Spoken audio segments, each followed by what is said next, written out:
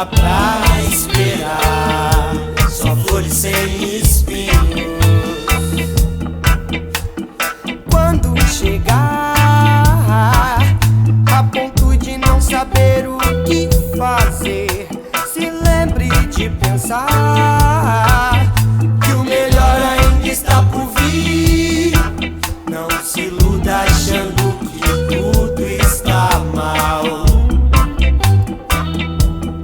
Quando se está perdido é que se vê um novo lugar, que talvez você possa chamar de lar, e possa plantar um lindo jardim, e esperar até que as flores venham a desabrochar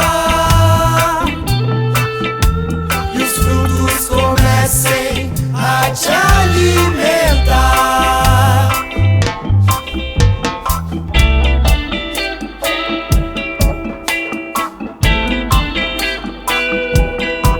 Não dá pra esperar, só flores sem espinhos. De tudo que passou, ainda acha que perdeu. Só por estar aqui, a vida já te mostrou.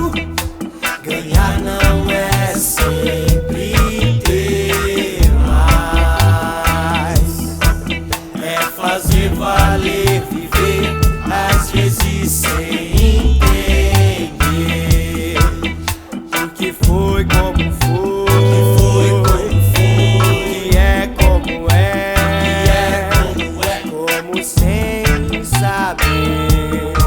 Chegou a um novo lugar que talvez você possa chamar de lar.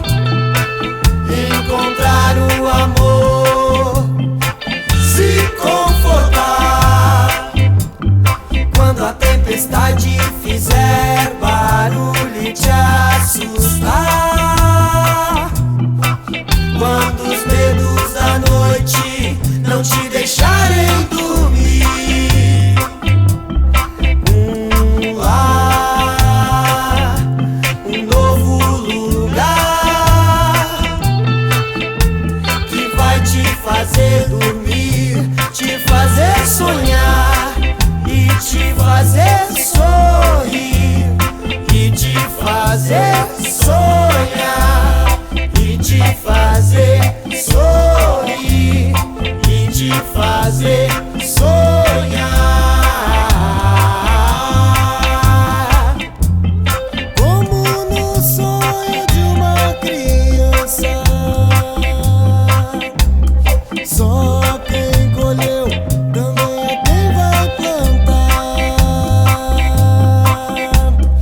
Num lindo jardim, uma nova planta que represente tudo na forma de tchau.